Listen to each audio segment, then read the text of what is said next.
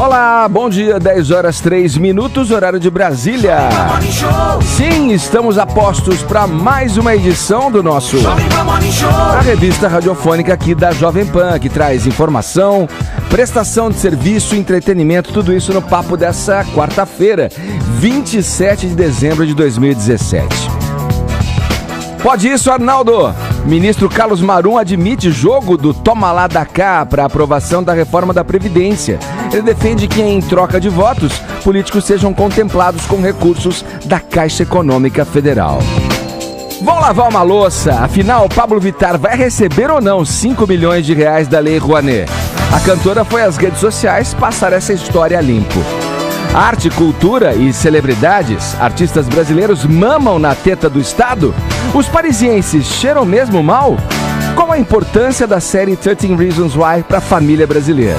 Os ministros da Cultura, o ministro da Cultura Sérgio Saleitão, a atriz Tayla Ayala e o ator Brandon Flynn são alguns dos entrevistados do Morning nesse terceiro dia da nossa retrospectiva. Esses são alguns assuntos que compõem o nosso papo nessa quarta-feira aqui no Morning Show. Bom dia, Paulinha. Bom dia, Edgar. Achei que você estava recebendo uma entidade. Eu tô aqui balançando o ombrinho. Tô aquecendo pra esse programa. É assim que eu faço toda manhã. Que bom saber. Né, Edgar? Vamos Mesmo lá. porque hoje temos uma hashtag já em clima de fim de ano, quando a gente faz aquela compilação do que aconteceu, não é verdade? Eu vou falar da hashtag, que aí vocês já começam a enumerar aqui. Hashtag tretas do ano. Sério? A gente sabe que... Peraí. Melhora essa trilha. Põe essa trilha. Essa trilha é importante, porque marcou aqui no programa diversas tretas, né? Diversas... embates. Desinteligências que aconteceram entre pessoas famosas, né? Entre gente da política. A bipolarização realmente marcou 2017, então tinha gente que era time alguém, time aquele outro.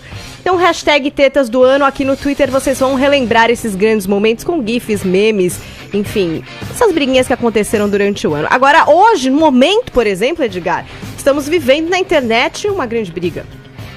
Está acontecendo aqui entre os assuntos mais comentados do Brasil, inclusive o quê? O embate de dois caras da música, né? Então a gente tem de um lado do ringue, pesando não sei quantos quilos, Biel, ele que ficou mais conhecido por assediar uma jornalista, meio que ter que tirar um sabático aí da carreira, né? Foi morar lá nos Estados Unidos. Tá dando um tempo do grande público, mas segue com o seu séquito de fãs e que curtem o tipo de som que ele faz. Do outro lado do ringue, temos MC Kevinho, este garoto desta canção. Por favor, Edgar, solte a canção de MC Kevinho pra todo mundo tá na mesma página. É terrorista, é especialista. Olha o que ela faz no baile funk com as amigas. Essa novinha é terrorista, né? É especialista. Com a bunda no chão. Essa música que tem esse refrão é o MC Kevinho. Então, esses dois rapazinhos. O que acontece? A ex do Biel, Flávia Pavanelli, é uma menina que faz muito sucesso na internet. Tem mais de 5 milhões e meio de seguidores no Instagram. Vai linda. Explicando pra gente. Ela era a namorada do Biel. Sei. Durante um tempo eles namoraram, estavam juntos e tal. Agora, separou de Biel e está com quem? Com Kevinho. Sei. Entendeu? Afilando tal. E aí, um cabeleireiro, vê como começam as tretas, Edgar. Um cabeleireiro recebeu essa dupla de novos amantes, não é? Kevinho, junto com Flávia Pavanelli, postou uma foto dos dois ali. Eis que Biel, que está morando nos Estados Unidos, então está falando inglês. É importante isso, Edgar, porque essa briga é bilíngue. Certo. Tem parte que é inglês e parte que é em português. Então ele foi lá e falou assim, em inglês. Vou falar em português que a gente tá no Brasil. Mas se eu estivesse nos Estados Unidos, falaria em inglês. Certo. Eu fico meio em dúvida. Aí ele falou assim, tipo, nossa, não entendo a graça disso. Na foto dos novos namorados. Aí o Kevinho foi lá... É o que assediou a jornalista. Aquele que falou aquelas besteiras que exatamente, depois... teve que dar uma pausa na carreira e tal. Aí o Kevinho foi lá e mandou um @Biel, né? Você não cansa de fazer para se afundar sozinho. Vou te mostrar como deve se tratar uma mulher e como se faz um hit.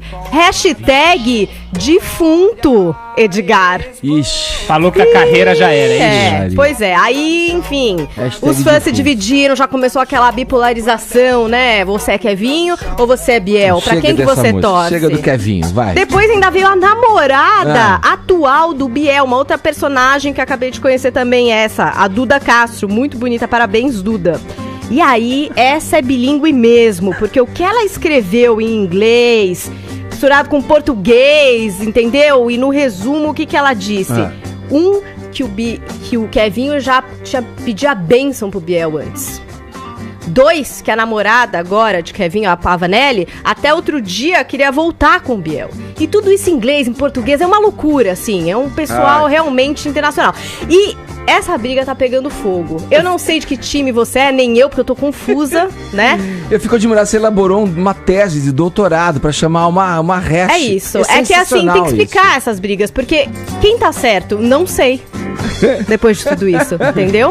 Quem é que tá amando quem? Tá bom. Tenho dúvida. Tá bom, entendeu? Mas você elenca essa como uma das tretas aí do ano. Eu não, aí... isso é o público. Então, são as pessoas que vão eleger hashtag tretas do ano, justificando com fotos, com prints, entendeu? Porque isso aqui é o FBI da internet, a gente não tá aqui pra brincar. Tô vendo o que você tá fazendo, olha. Tô esperando vocês.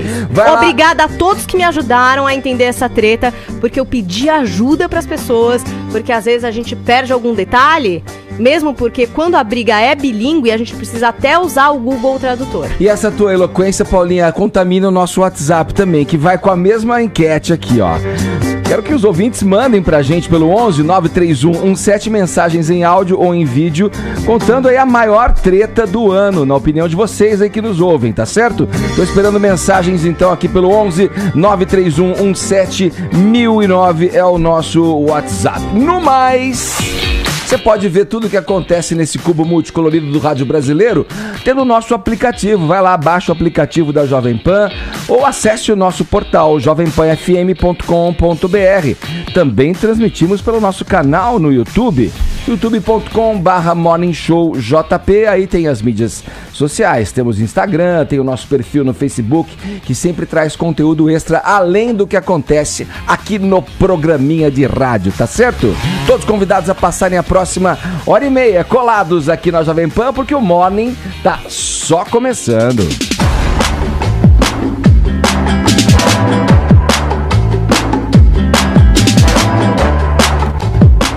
A gente abre o noticiário falando da cantora predileta da Paulinha, que chegou solando nessa quarta-feira aqui no Morning Show.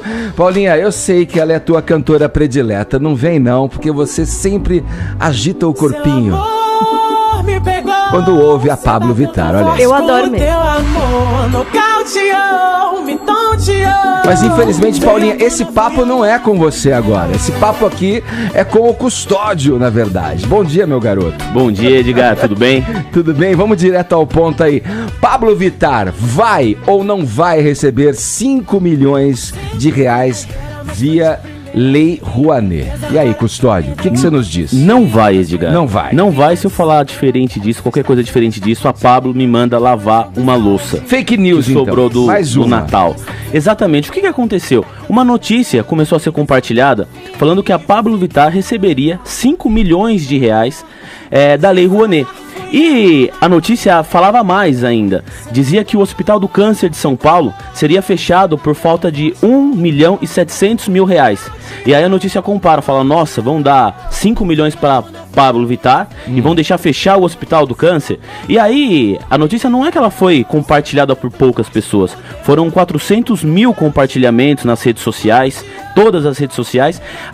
Foi tão grande esse burburinho que a Pablo gravou ontem um vídeo no Instagram, e nesse vídeo ela fala para as pessoas que compartilharam, ela dá uma sugestão para as pessoas que compartilharam essa matéria, lavar louça, porque deve ter tempo sobrando. A gente tem um trechinho do vídeo dela e o Bruno vai soltar pra gente. Vamos ver, vamos lá, solta, Bruno. Manas, eu queria saber que dinheiro é esse, 5 milhões de reais. Não sobrou louça não do Natal de vocês, vão lavar uma louça. Feliz Natal. As pessoas veem notícia em vez de ir atrás das fontes. Fica aí especulando. Jesus! A dica que eu dou é lavar louça.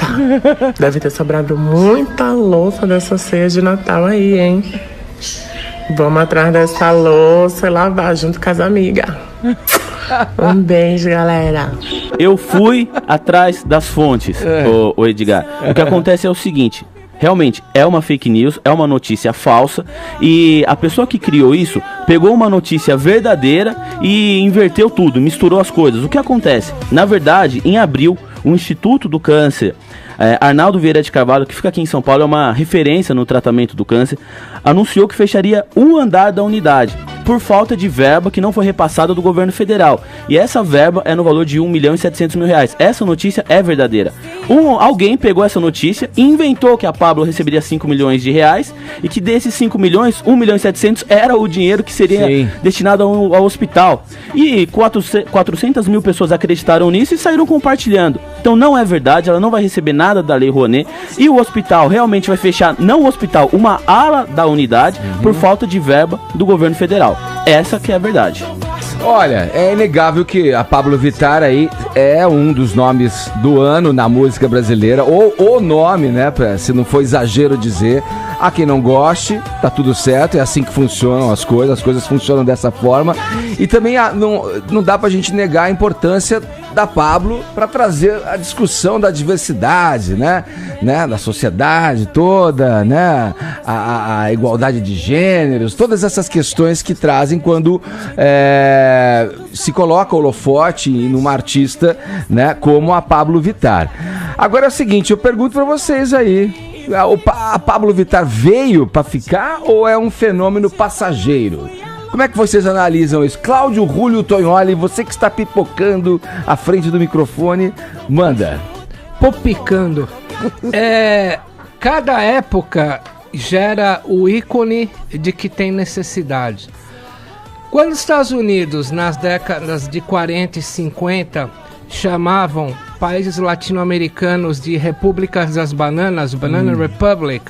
O que é a República da Banana? Era Argentina, Brasil, Guatemala, El Salvador e Honduras. Países que têm ditadorzinhos, por exemplo, Vargas e Perón na Argentina. E aí surge um ícone na época que fala da banana para todo mundo, que é a Carmen Miranda, fala, nós temos bananas. Gerou-se o ícone de que tinha necessidade. No primeiro ano do governo Fernando Henrique, ali, um dos primeiros anos do seu mandarinato, 2005, surgiu a boquinha da garrafa. Verdade, lembro. Que era quando o Fernando Henrique falava... estabilizamos a economia, ele falava essa frase, façamos como Carlos V, enriqueçam, começou a se soltar a pelvis. A boquinha da garrafa é o Elvis Presley tardio. Depois, no outro ano do governo Fernando Henrique, 99 especificamente, quando a Madonna começa a explodir com Justify My Love, com cenas de sadomasoquismo, nós criamos um ícone sadomasoquista também, que era a tiazinha. Ela dava chicotadas e usava máscaras de masoquismo. Agora, quando a gente tem todo esse politicamente correto, em que homens e homens a granel são acusados de assédio e por aí vai, né? Numa época em que você falar gostosa para uma mina pode ser visto como um elogio ou como uma maneira de ser cruel no assédio, aparece um homem-mulher que rouba toda a cena. Então, essa época gerou o ícone de que tem necessidade, um híbrido. Então é passageiro. Pablo Vittar é um híbrido. É um híbrido. E como eu não acho que a gente pode cravar que é total passageiro. flex. O flex, híbrido, e não sei se é passageiro não, acho que vai durar bastante, como durou a tiazinha. Olha aí. Ô Tonholi, de bate-pronto você consegue fazer um traçado desse híbrido, você deu essa explicação, e ela vir cobrindo essa necessidade do politicamente correto, ela vem pra dar uma quebrada nisso, mas eu nem sabia porque eu não conheço nenhuma música dessa senhorita. E ela tem uma música que ela fala, eu não espero o carnaval o ano inteiro pra ser chegar vadia. Chegar pra ser vadia, sou todo dia. bombou no carnaval desse ano, né? Ela não dá uma... Porque agora, como o Tonholi falou, chamou de gostosa, não pode.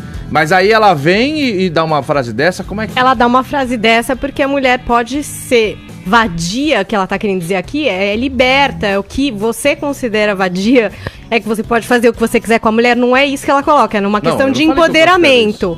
Falando você, o imaginário, o que é uma vadia pra vocês? Eu não sei. No sentido da música dela... É assim, eu posso fazer o que eu quiser com o meu corpo, com a minha atitude, não só no carnaval, em qualquer momento.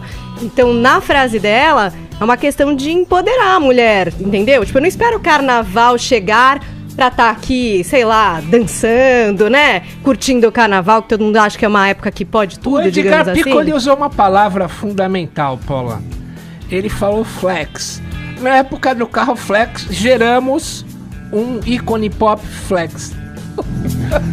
É pop flex? Eu não sei, assim, mas eu acho que muita gente discute se a Pablo canta ou não canta, né? Eu achei que o Tonholi fosse dizer, não, isso aí é passageiro, descartável. Eu acho que é uma coisa que a gente precisa muito. Vai durar ou não vai durar, Caio? É importante ter a Pablo.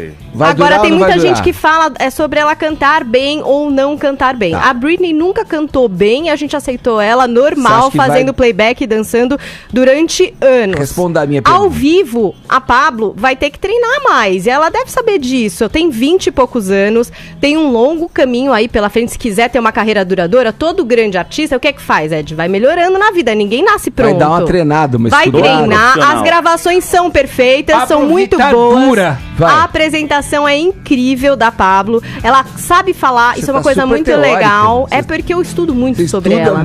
E eu defendo ela por aí, muitas vezes entrei em briga pra dizer que a gente tem que reconhecer o valor de uma artista que não tá fazendo nada de ilegal, tá lá fazendo seu show. Todo mundo que vai, ninguém vai acorrentado, obrigada. Tá fazendo um trabalho super decente.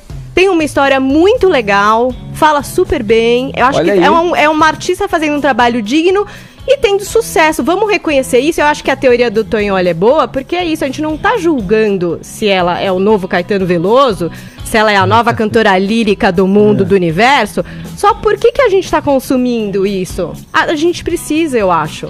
Vai durar, então. Eu quero acreditar porque eu amo Custódio. E quero dançar muito com a Pablo. Acho que vai durar também, eu concordo com o que a Paulinha falou. Não comparando, Edgar, eu lembro quando surgiu a Anitta, muita gente falava que ela cantava mal. E a Anitta não escondia que fazia aula de canto, que fazia aula de inglês. E os anos foram passando, hoje ela tem uma carreira internacional que tá começando muito bem. E ninguém mais fala que a Anitta canta mal. Porque realmente, se você pegar o primeiro vídeo da Anitta no YouTube e comparar com os vídeos de hoje, você percebe uma evolução vocal. Eu acho que a Pablo não pode parar de querer evoluir, de melhorar como profissional, como qualquer um de nós. Vocês quatro são mureta pra caramba. Sabe o que é, Caio? Aceita que dói menos, querido. Não, aceita que dói menos. Eu tô só ouvindo aqui. Eu acho que a Pablo... É tudo mureta, se Caio? ela... Eu dormi mal, eu falei, eu não vou ficar entrando em debate, tô cansado, mas não dá, cara. Eu tô assistindo. Eu acho que ela fica aí. Eu tô assistindo tudo de camarote aqui. Quero ouvir Fala o que você acha então, cara. Você acha que é passageiro?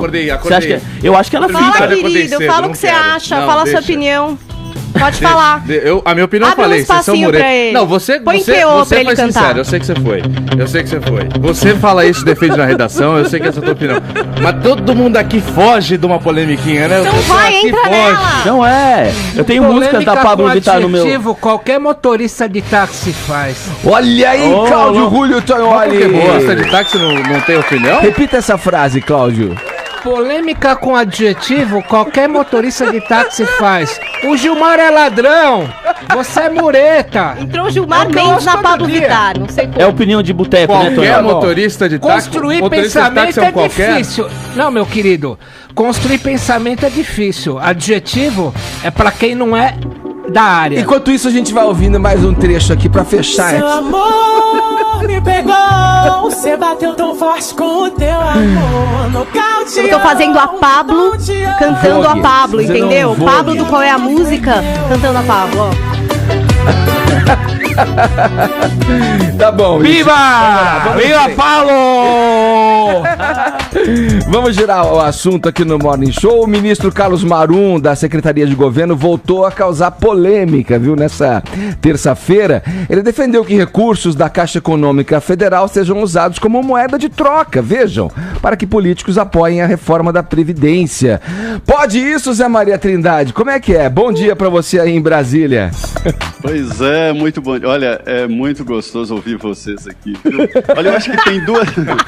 Paulinha, Oi, Paulinha, olha, tudo evolui, você tem razão, mas duas coisas não evoluem. Vai. Primeiro, carro, né? Carro. Carro foi inventado, tem freio, acelerador, embreagem, marcha, limpador de para-brisa, que é um rodinho metido à besta, né? Mata a gente, fura pneu, imagina. E Congresso Nacional, isso não muda nunca. A mesma coisa, inventaram o Congresso e esqueceram de atualizar e ainda continua, não é digital nem nada. Olha só, Edgar, respondendo a sua pergunta, se pode ou não pode. Eu acredito que tudo tem regras, né? Até o vale tudo, não vale tudo, não vale tudo, né? O dedo no olho, chute em partes baixas e tal. Não é política que tem que valer tudo. Tudo muda também. A história aqui é a seguinte, antigamente a gente fazia matéria, está trocando e tal. Aí os líderes, que isso, ninguém está fazendo esse tipo de troca suja. Aí agora vem o ministro da Articulação Política e diz espontaneamente, só vai liberar dinheiro público se houver o voto no plenário. Quer dizer, é o fim do mundo admitindo o jogo sujo no Congresso Nacional para aprovar a reforma da Previdência. Agora o governo descobriu que o jogo é pesado e entrou no Vale Tudo, valendo todas as regras que não valiam antigamente. É essa a parada no Congresso Nacional. Acho, Edgar, que está na hora de acabar com esta máxima de Maquiavel de que os fins justificam os meios. Isto é muito perigoso e pode gerar mais problemas ainda para os políticos, viu? Ô, Tonholi, pode esse toma lá da cá? Eu não sei, a grosso modo isso aí foi também que nos meteu nesse buraco aí, né? Eu queria dar razão, Edgar, Zé Maria Trindade, ao vídeo divulgado há 3 meses, que foi redigido pelo Tasso Gereissati. Vocês sabem que quando o Temer ele assumiu, todos sabem, ele falava presidencialismo de coalizão, um termo roubado do cientista político Sérgio Abranches. Quando ele fez aquele vídeo do PSDB, ele chamava o governo Temer de presidencialismo de cooptação. Eu acho que agora a postura do Marum é a chamada em russo Realpolitik, né? É o toma lá da cara da Realpolitik. Agora, Zé Maria Trindade, eu queria chamar a atenção por uma coisa que tocou o meu termômetro do Peru Sadia. O Lúcio Bolonha Funaro disse que... Por que o Gedel Vieira Lima foi preso? Bom, porque a mulher dele ligava pro Lúcio Bolonha Funaro pedindo para ele não denunciar o Temer. Pois é.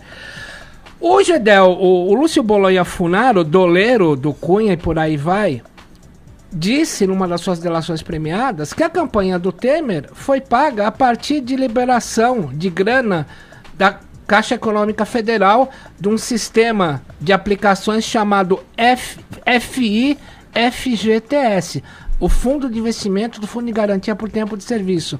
Agora eu pergunto, Zé Maria Trindade, a gente não corre o risco de essas liberações de grana da Caixa Econômica Federal para quem apoiar a reforma da Previdência não terem o mesmo modelo do FGTS que já foi denunciado pela Lava Jato? O Tonholi, Edgar, sabe desses detalhes todos, eu sei o segredo dele. Ele tem o relatório final da CPI do Banestado, ali está o mapa e as raízes de todo esse processo de lavagem de dinheiro e para onde vai o grosso da grana da corrupção. Não é isso, Tonholi? Mas olha, eu vou te dizer, vou te responder. É verdade, é risco total de colisão e esse processo de usar a máquina pública para fins que, segundo o governante do momento, né, seriam justificados pelos meios, isso provoca problemas e aprofunda, sim, o processo de corrupção. Corrupção não é só toma lá da cá e pega o meu e vou comprar casa no exterior, não. Corrupção é para fazer poder político. Corrupção é para tomar o Estado como se fosse um prolongamento do seu orçamento. É isso mesmo, é o uso das instituições públicas e os bancos oficiais, Caixa e Banco do Brasil, principalmente Caixa Econômica Federal, tem que explicar esse jeito político de liberação de verbas, né? E aí ganha eufemismos como, assim, ações governamentais, né? Para se tocar as reformas, as tão desejadas reformas. Reformas, não é dinheiro para comprar bolsa, nem casa no exterior, é dinheiro público que sai pelo ralo. Tá certo. Trindade, obrigado, bom trabalho para você em Brasília. Um abraço. Obrigado, um grande abraço. Agora 10h27, horário de Brasília.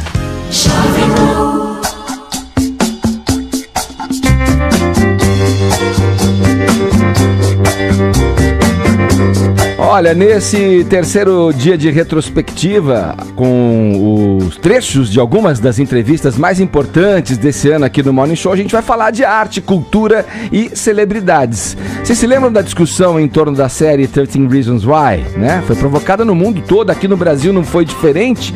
Teve muita discussão em cima do tema, do conteúdo da série. Em sua primeira temporada, a produção contou a história de Hannah Baker, uma estudante colegial que se suicida. O número 13 do título se refere ao número de pessoas que, de alguma maneira, são consideradas responsáveis pela morte da adolescente.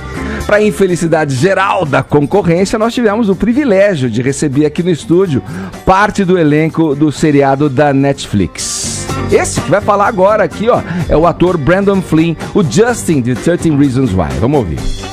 Eu quero perguntar para ele sobre a importância não só dos jovens assistirem, porque a série tem um apelo para os jovens, né? Veio com aquela história da Selena Gomez ser a produtora, mas se também seria legal os pais e professores assistirem a série. Então vou perguntar isso para eles agora. Watching 13 Reasons made me remember this period in life while we are adolescents and we feel apart, sometimes alone. In the series we saw all kinds of family. Maybe Justin's is the most troubled one. But with Jessica or even Hannah, we see that their parents don't realize what their kids are going through. And I am a parent myself. So do you think it's important for fathers, mothers, or even teachers to watch the series too? Yeah, I mean, I think it's very... I think you said something interesting. You said that it's easy in those younger years to feel alone, but I think that's something people deal with all their lives. But what's important is that when you are in your younger years, is that you learn to deal with it.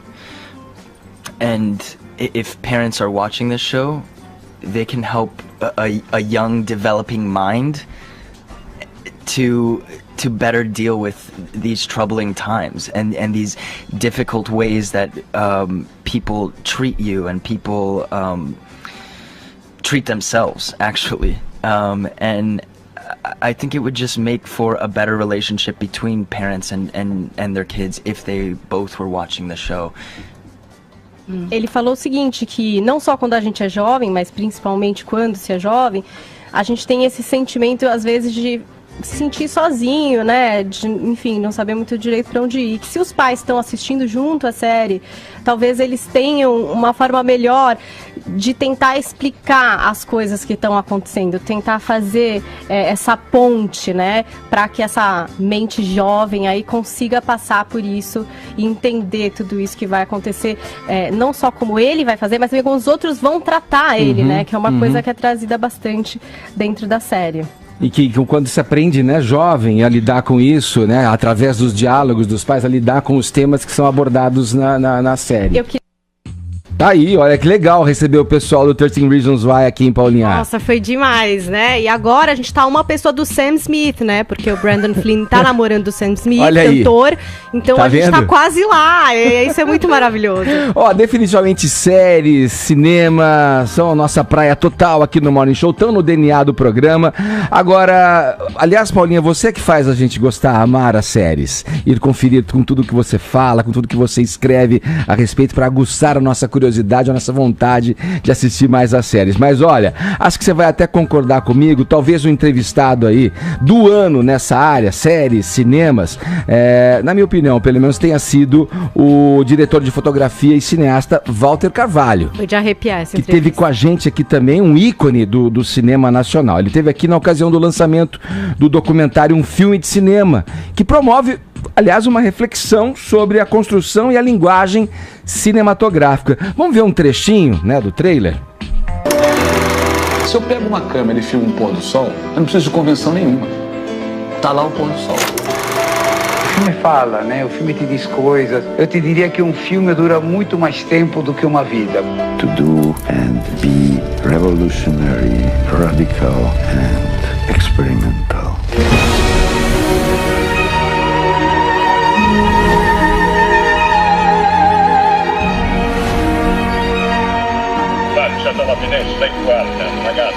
Aí o documentário Um Filme de Cinema traz conversas com vários ícones do cinema brasileiro e mundial, como vocês viram aí, vocês que nos acompanham em imagens, o diretor Hector Babenco, o Zé Padilha, o Gus Van Sant, e a eles o Walter Carvalho fez 2 perguntas básicas. Ô Walter, deixa eu te fazer 2 perguntas que eu te juro que são da minha lavra. Por que você faz cinema e pra que serve o cinema? Veja, o cinema, ele... Se você vê um filme de 2 horas... Só esclarecendo aqui, Walter, que é a pergunta que você fez, a pergunta recorrente durante esses 14 anos. São originais. Como sempre. O cinema, se você assiste um filme de 2 horas, isso é um fenômeno retiniano. Se você assiste um filme de 2 horas, metade desse tempo, você passou no escuro. Não porque a sala esteja no escuro, mas você não vê. Porque a passagem de um frame para o outro, entre um frame e outro, é o preto. Esse preto, quando se junta no escurinho do cinema, é escuro total. Então, metade do tempo que você está no cinema, você está sonhando que você está no escuro. E o que você, na minha opinião, o que você leva com você não é o que você vê, é o que você sonhou. Então eu faço filmes porque eu quero encher a tela de sonhos. Que bonito, hein? Nossa Poxa, senhora. pelo amor de Deus. Vou até soltar a nossa trupe aqui, porque isso aí vale a pausa. Então, olha aí, que demais, hein? Olha, cinema, televisão, incentivos fiscais à cultura, Lei Rouanet, né? A gente tá falando da Lei Rouanet e falamos a exaustão, aliás, sobre esses assuntos com uma série de entrevistados que passaram por aqui. Um deles foi o próprio ministro da Cultura, Sérgio Sá Leitão. Vamos ouvir. Acho que há muita desinformação em relação ao que é a Lei Rouanet e como ela efetivamente funciona. A Lei Rouanet é um instrumento pelo qual as pessoas físicas e jurídicas podem apoiar projetos criativos, culturais, com parte do imposto de renda que pagarão. No momento em que a empresa ou a pessoa aporta o recurso para o projeto cultural que deseja apoiar, aquele recurso não é público, aquele recurso é privado, porque sai do bolso da pessoa ou sai do caixa da empresa. Esse recurso ele se torna público depois, quando a pessoa ou a empresa faz a sua declaração de imposto de renda e aí abate aquilo do seu imposto de renda.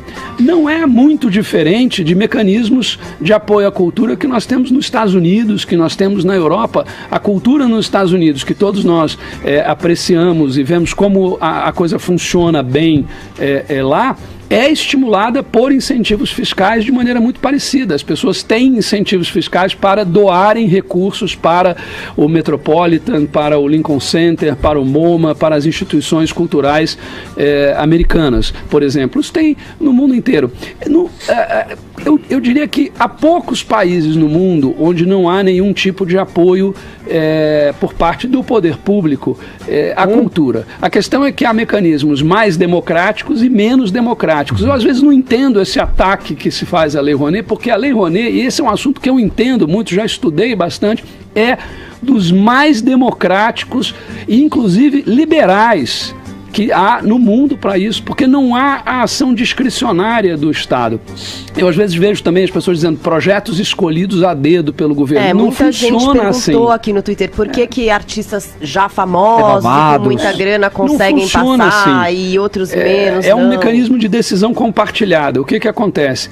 A lei e a sua regulamentação infralegal estabelecem alguns critérios, que são critérios técnicos, não há análise de mérito, de conteúdo, porque haveria, nesse caso, o risco do dirigismo cultural, dependendo de quem está no governo, vai para um lado, vai para o outro, não há isso.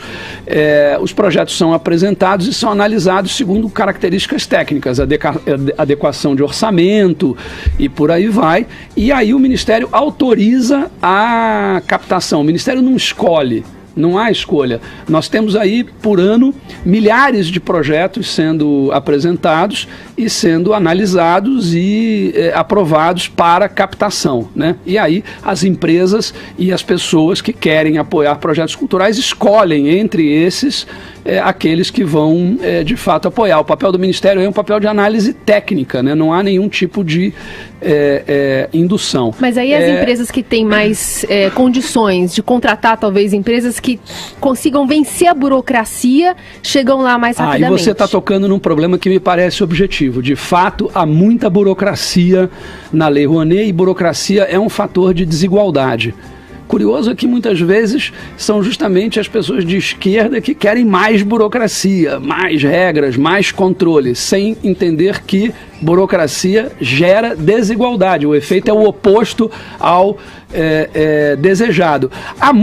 Eu não estou dizendo aqui que não há problemas na Lei Rouanet. Não, há problemas, inclusive porque nós tivemos aí, nos últimos governos, inclusive nos governos do PT, ministros que eram contra a Lei Rouanet.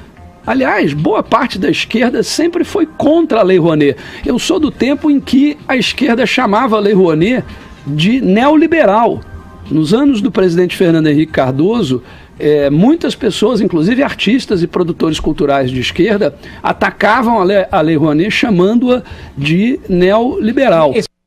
Olha aí, muito bacana ouvir o próprio ministro da Cultura falando sobre isso. Ele fala claro e abertamente, com muita transparência a respeito desse incentivo cultural que gera tanta polêmica. Mas pro ouvinte bem intencionado, a fala do ministro é totalmente elucidativa. Bom, essa relação entre governos e a classe artística vive dando pano pra manga, isso não é novidade. Quando a bola quica à frente do João Luiz Verdenbach Filho, o Lobão, ele bate forte.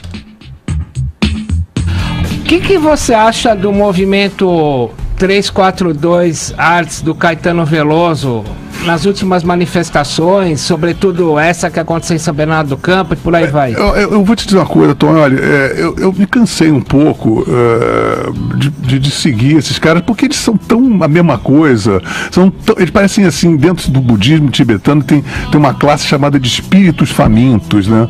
E esses caras que vivem atrás de patrocínio, que ficam fazendo conchavo com o partido político, o PCdoB, porque vocês sabem que o Ministério da Cultura é um feudo, e o nosso querido Sérgio Salentão deve estar cortando dobrado lá, um feudo do PCdoB, porque eles dividem, né, os partidos em feudos, por isso você tem o Randolfo Rodrigues, a Jandira Fegali com a participação proeminente ali naquele lugar.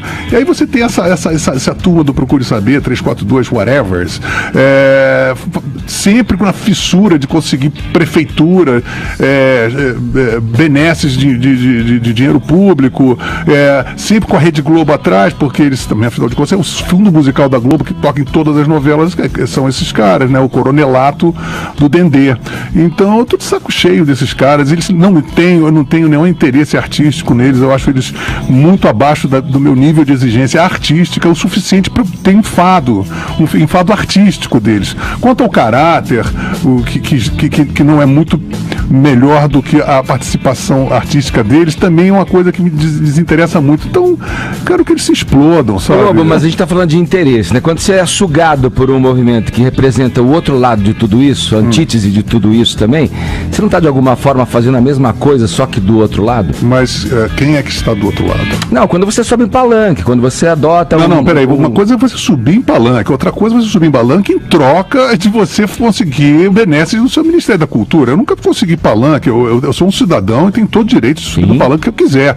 Inclusive já subi em vários palanques do PT, mas eu nunca cobrei nada, eu sempre fiz tudo de graça.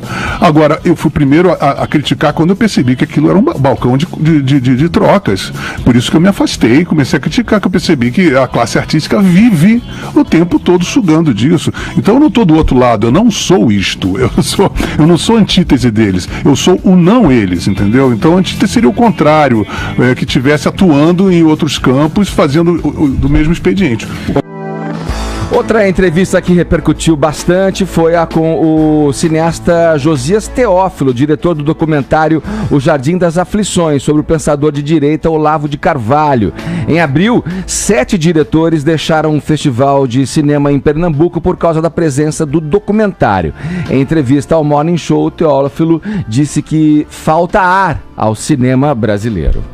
Agora, toda essa politização aí que o Edgar falou, esse patrulhamento ideológico, o quanto que isso tem prejudicado o cinema, as artes em geral? Muitíssimo. Você vê falta ar no cinema brasileiro, né?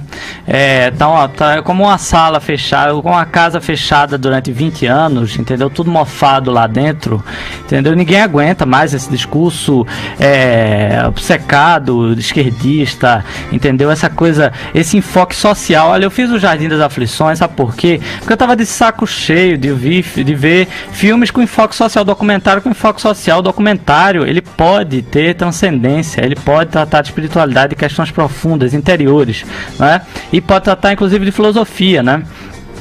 E eu não via isso no cinema brasileiro. Você veja, o único cineasta com quem eu consigo me identificar é o João Moreira Salles, que fez Santiago, né, e Nelson Freire, né? Ele é um cineasta tão autêntico que ele fez um filme sobre Lula que em princípio era um elogio a Lula e hoje é a maior prova contra Lula, né?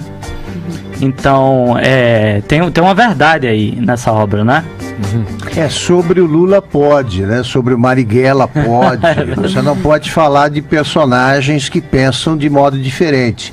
Então você não pode, está proibido de fazer um documentário sobre o Roberto Campos, por exemplo, ou sobre o Mário Vargas Llosa, que foi impedido de participar, quiseram impedi-lo de participar recentemente na Argentina, né? Ainda com a presidente Cristina Kirchner, quiseram impedir de participar de um encontro de escritores. Isso aí ele ganhou, em resposta, ele só ganhou o prêmio Nobel na sequência. Falando em prêmio Nobel, que tal a gente conceder essa honraria à atriz, a Maiana Neiva, hein? Aliás, que com sua beleza e inteligência enfeitiçou, deixou todo mundo inebriado aqui nesta bancada. Vejam vocês mesmos se Leandra, da novela O Outro Lado do Paraíso, não merece toda a nossa deferência. Eu sou apaixonada por literatura e poesia de cordel e eu viajei, eu lembro, eu era Miss, porque eu fui, o negócio de ser Miss foi um fiasco, eu sou um fiasco nessas questões de qualquer organização, e aí tinha que viajar, encontrar em Brasília, tinha encontro das Miss, e minha mãe, todo mundo fazendo um esforço danado pra eu ser Miss, porque eu era um fiasco, esquecia tudo. Aí tinha trazido umas flores brancas, a Paraíba oferece pra mim, que claro, eu esqueci no hotel, aí cheguei lá, improvisei e falei, olha... Você não tinha que entregar, né? Não tinha que entregar. Eu falei, eu vou lhe entregar uma coisa que não tem preço, que é a cultura do meu estado, que era uma poesia que eu tinha escrito no avião. Falei, não vou falar porque isso que massa. Que é um cordel, que chama Cordel da Mulher Paraibana. É assim: da aridez da terra, ao âmago da alma, a mulher nordestina, labaredas acalma, em seu seio materno, que o canto da beleza enseja, o céu ilumina e a vida pedreja. Seu olhar felino, destemido roseiral, indomado sob a flâmula da natureza imortal, determinado, ousado, visceral. Permita-me anunciar ao espaço sideral, ao mundo inteiro, a imensidão de teu ventre nesse cordel estradeiro. Ana, Maria, Joaquina, Magdala, Eulália, Severina. Sob a sutileza de tua força feminina, o meu coração é invadido por inefáveis labaredas. Mostra, Paraíba, esse Brasil, tua grandeza, afluente de força, força, força, e tão rara beleza, e inspira-me nos caminhos teus, pois mulher paraibana, tu és a face feminina de Deus. Nossa senhora! Maiana Neiva! Desculpa, Edgar, se a minha pergunta não fez sentido e foi maravilhosa. Perdeu rolando Boldrin. Nossa, sensacional, para enternecer, né, os corações de pedra aqui desse Morning Show. Que demais, hein? Que fantástico, né? Esse momento que a gente viveu aqui no Morning Show, coisa mais linda. Bom, a gente já que a gente tá na distribuição aqui de prêmio Nobel, vamos dar o da fofoca para quem você acha, Paulinha, que poderia ser? Ai, gente, pro nosso TMZ numa pessoa só, né? O Léo Dias. O jornalista de celebridades Léo Dias, do programa Fofocalizando do SBT. Qual que é o trabalho do Léo Dias? Na verdade é revelar o que os famosos tentam esconder. Ô, Léo, nesse momento, vamos começar. A gente vai tentar aliviar aqui com o programa aqui os seus processos. Quantos processos você tem na justiça? Atualmente nenhum, correndo? gente. Eu tava vendo outro Nenhum? dia... Não, atualmente nenhum. Nenhum? Nenhum. Você sabe que outro dia eu tava vendo uma matéria do Datena. Datena tá com 43, eu falei, gente... Só que os meus são mais divulgados, porque os meus envolvem celebridades, né? Então as celebridades fazem questão de torná-los público. Tá. Então, assim... Mas por que você já foi processado? Processado, as pessoas se sentem ofendidas pelas notas. Mas fala, dá um exemplo pra gente, um caso. A última foi a do Zezé. A Zezé. Então, o Zezé foram 3 processos. 3 processos. O que você falou dele, Léo? Não, o Zezé... Hoje nós estamos muito bem, graças a Deus, mas aí o problema primeiro foi que eu dei que ele tava com uma amante. Ele tinha uma amante. Ele era casado com a Zilu e ele tinha um relacionamento com a Graciele já há quase 9 anos. Era um relacionamento estável até. E aí acabou o conto de fadas, né? E, eles estavam sempre nas capas das revistas e eu disse, não, isso aí não é real. Isso aí é ficção. O real é isso aqui. E aí, ele obrigou a Graciele a me processar. Porque ele estava desconfiado que a Graciele que estava passando informação pra mim. Aí ele falou, então prova, vai processar ele. Aí ela me processou. E assim, a sentença foi favorável a mim, a primeira. A segunda não, mas aí a terceira a gente fez acordo. Na terceira nós decidimos, vamos fazer um acordo de paz? Vamos fazer paz? O acordo de paz foi o seguinte, olha... Antes de... Vamos conversar antes da gente divulgar qualquer coisa. E hoje eu acho que é melhor pra mim. Hoje eu tô mais tranquilo. Hoje o número de processos é menor porque eu tô mais... Eu penso mais. Antes eu pensava menos. Olha...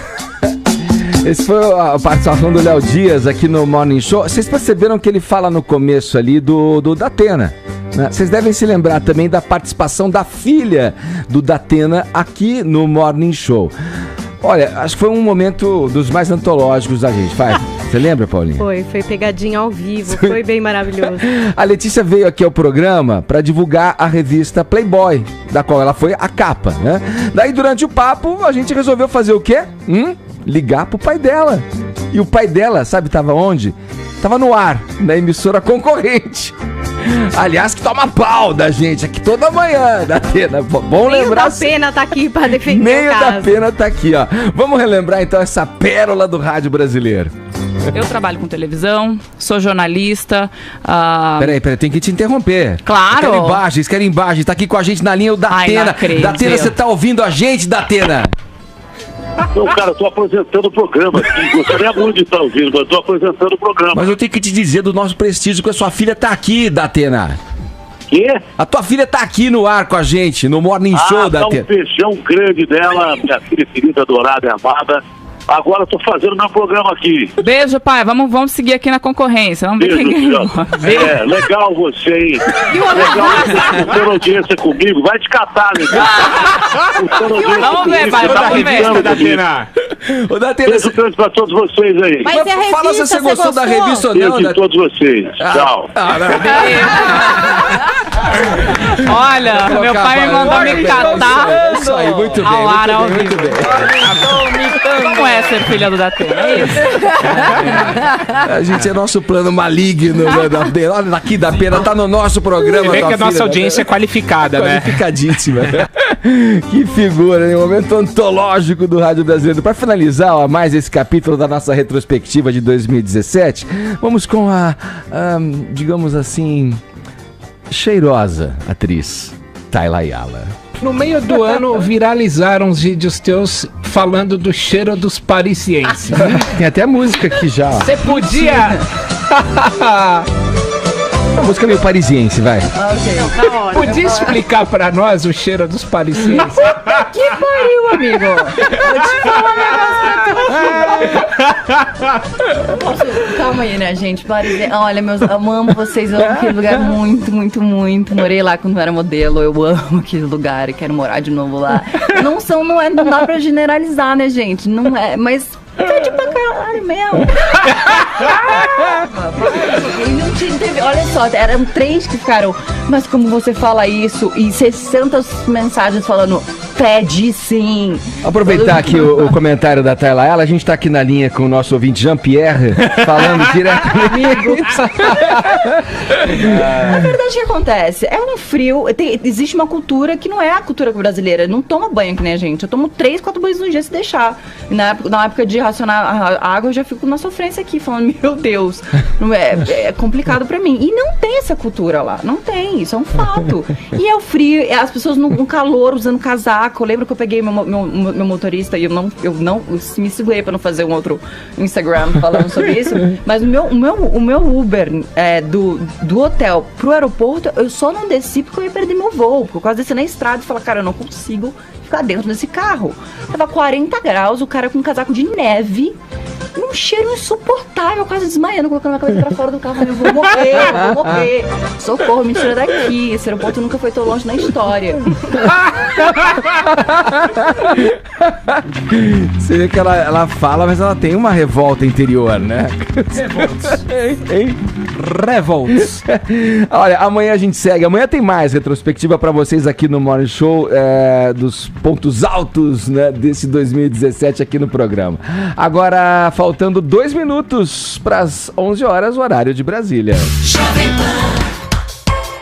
Como é que tá a nossa hashtag tretas do ano, hein, Paulinha? Olha, a gente tá precisando de uma aceleração. Uma remada, né? Para que isso vire realmente... A gente chegou a enquadrar aqui entre os assuntos mais comentados do Brasil, mas a gente precisa se manter lá pra poder escolher um de vocês aqui. A treta não foi relembrando de tretas maravilhosas, tem muita gente, por exemplo, aqui o KKKKJ diz o seguinte: pra mim a treta mais icônica do ano foi a Thaís Araújo se recusando a comer o doce de abóbora da Ana Maria. Hashtag tretas do ano. Bem lembrada. Tem também o Ângelo Milok, que diz o seguinte: a minha treta com o dinheiro foi a maior do ano com certeza, ele nunca mais voltou.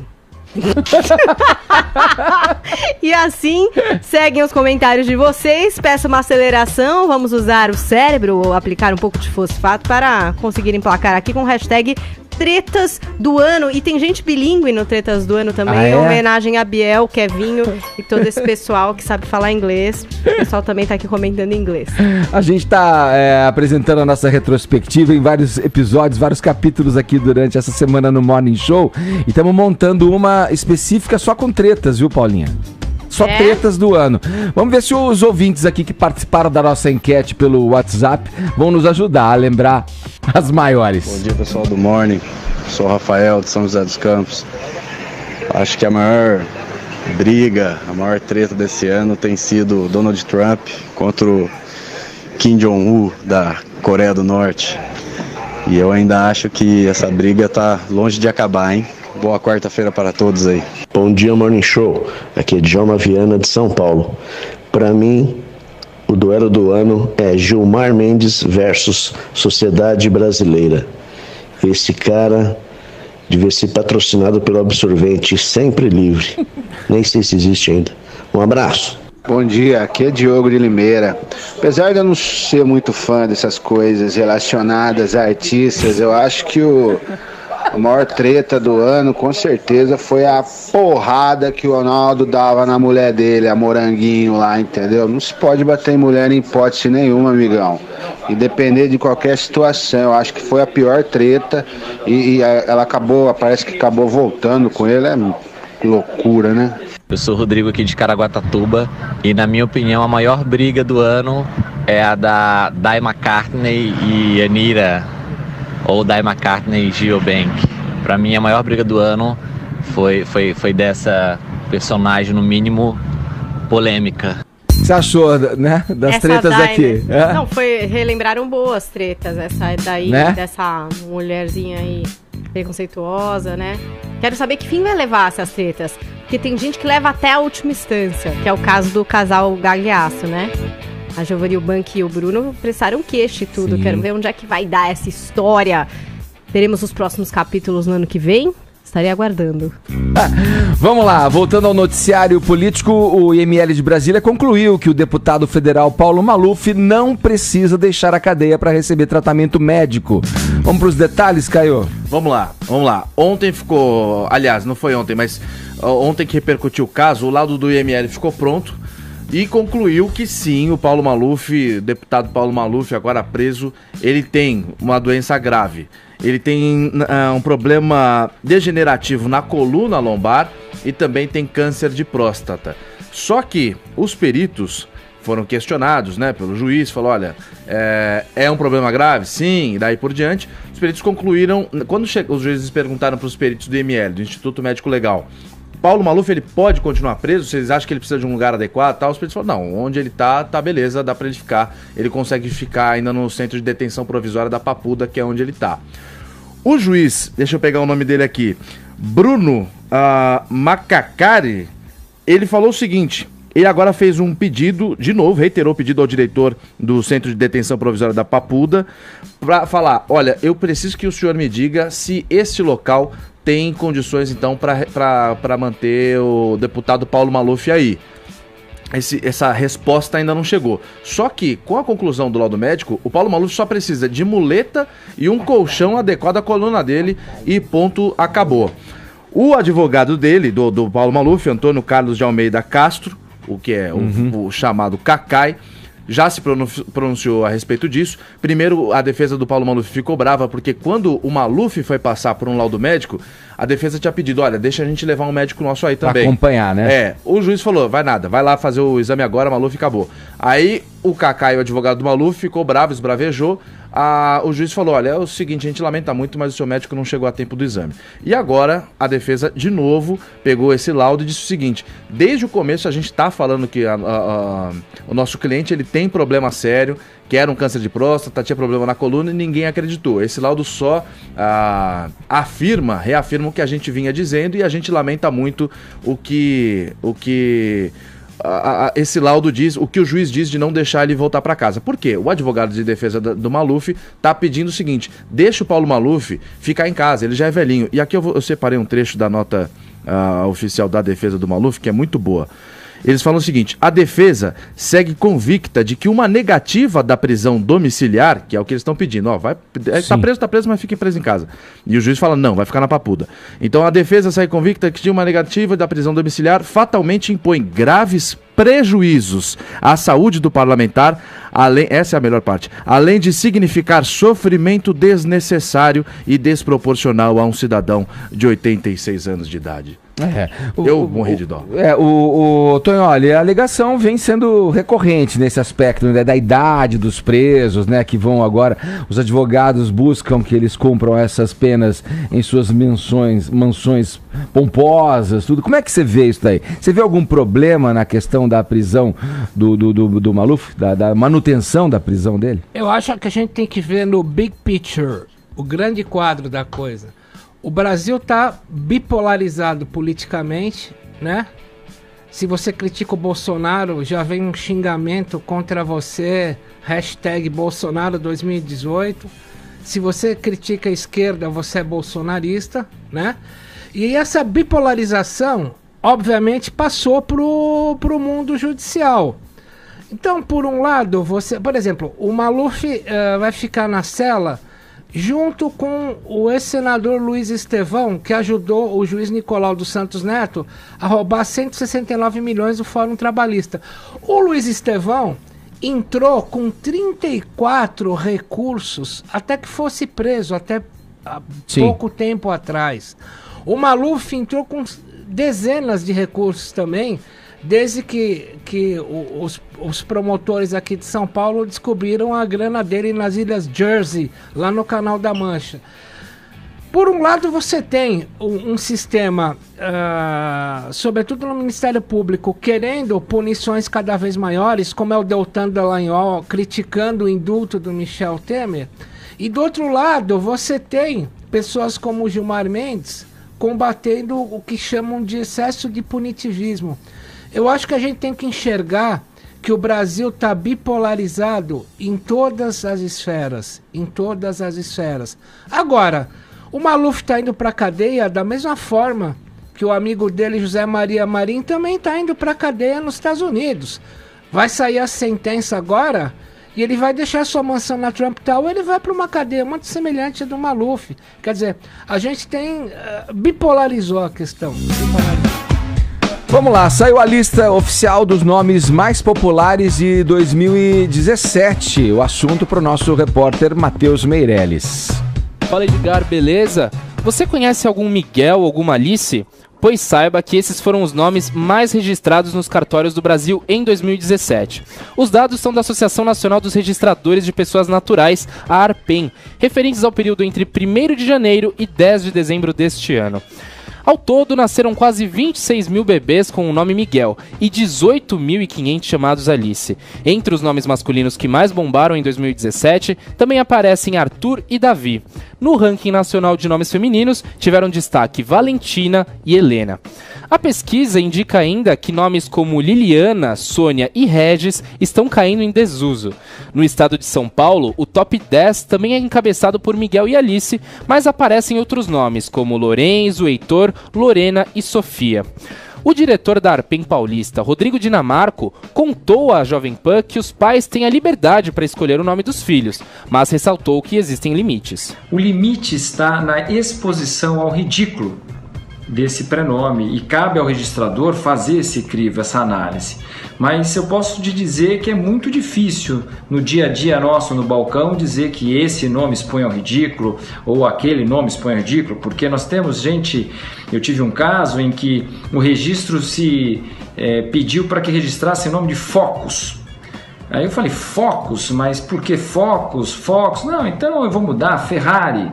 Mas você está escolhendo Ferrari, é tudo nome de carro, está vinculado a carro, os nomes da escolha da sua filha. E ele disse, qual é o problema? Minha mãe é Mercedes, minha tia é Brasília, qual é o problema de eu colocar Focus? Então, é complicado a gente no dia a dia. Realmente bastante peculiar a motivação de escolha dos nomes, nesse caso destacado pelo diretor da ARPEN de São Paulo, Rodrigo Dinamarco. Entre os nomes mais curiosos que apareceram no levantamento de 2017 estão Moá, Darkson, Âmbar, Zeonilde e Stacy. Agora é aguardar os nomes mais criativos que vão surgir e bombar no ano que vem, né? E vocês aí do Morning Show, tem alguma preferência de nome? Olha, o Moá, Stacy, esses aí que ele mandou. Darkson é muito bom porque deve ter a ver com a série Dark da Netflix, só que não, né? Darkson, meu. E aí? Maravilhoso. Eu tenho uma matéria sobre nomes. Tem gente que não nasce da barriga da mãe. Meus avós. Minha avó se chama Yolanda e meu avô se chama Valdemar. Mistura de nome. Não, minha avó Yolanda e meu avô Valdemar. Não é mistura, não. Aí o filme saiu Omar. Não, mas não nasceram. Nasceram com 80 anos, né? Porque você imagina uma pequena Yolandinha. Pega a pequena Yolandinha. Tem nome de vó, você quer dizer. Vamos brincar com o pequeno Valdemar. Esses nomes, né? Basílico. Meu avô se chamava Genésio. Nasceu com 77 já, no mínimo. Osvaldo. Vamos lá, 11h15, horário de Brasília.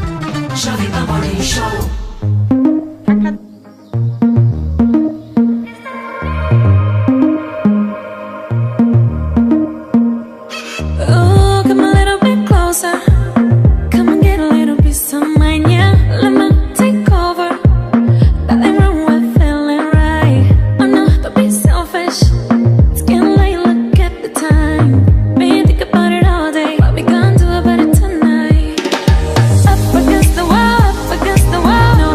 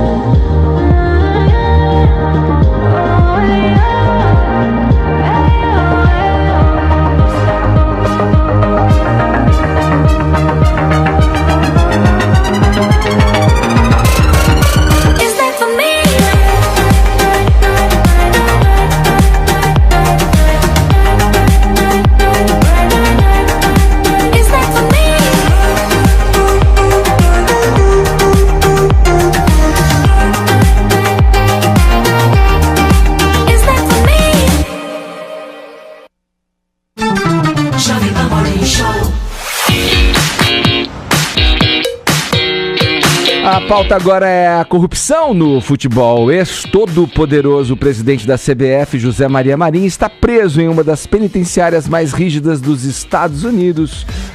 Bom, vamos lá, Custódio, como é que estão sendo os dias aí, né, de cárcere desse cartola?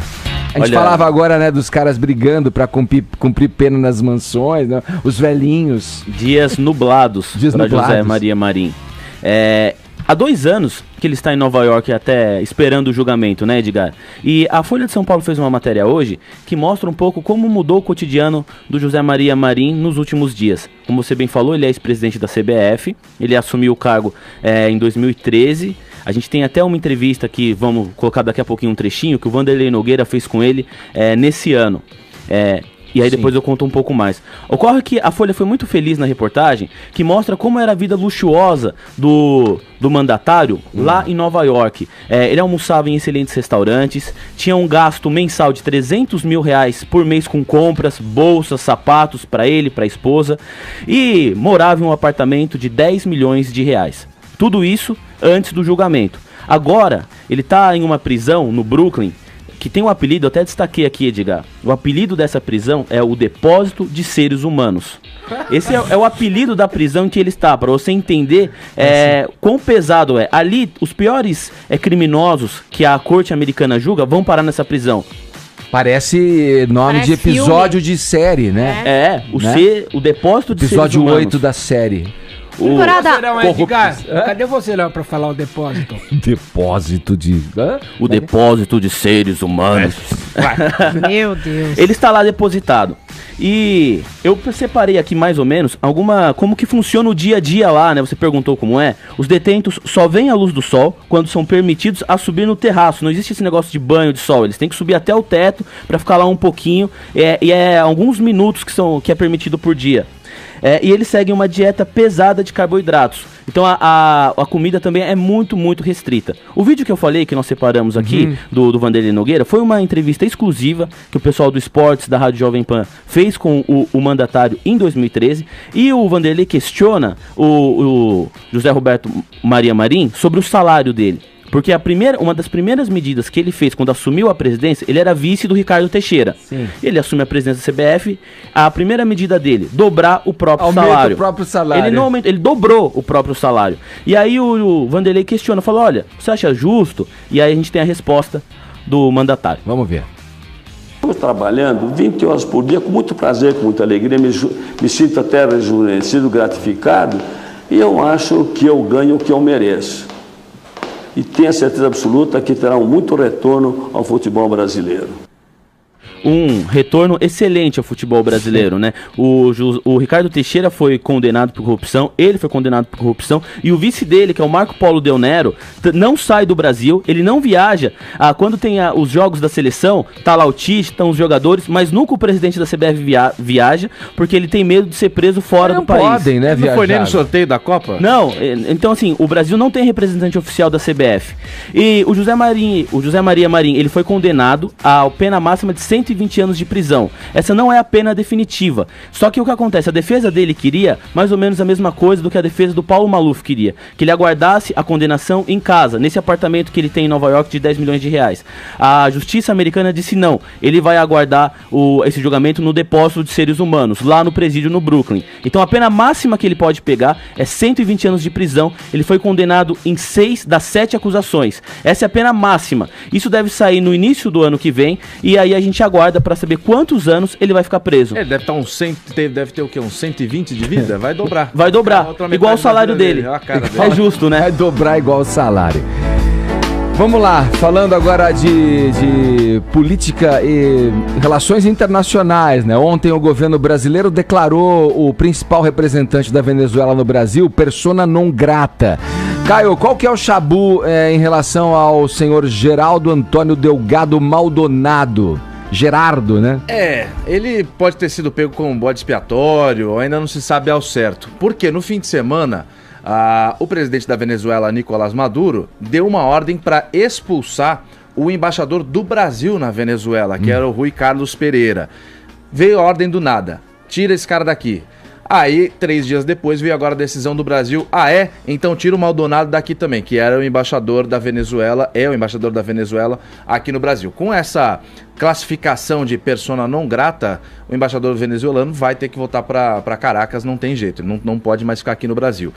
Só que isso, eu digo bode expiatório, porque a rixa entre Brasil e Venezuela já vem desde o impeachment da presidente Dilma Rousseff, né? O presidente Lula, a presidente Dilma Rousseff eram muito próximas ali, né? Do Nicolás Maduro, da Venezuela e tal. Quando teve o processo de impeachment, para começar, a Venezuela não reconheceu essa destituição da Dilma Rousseff.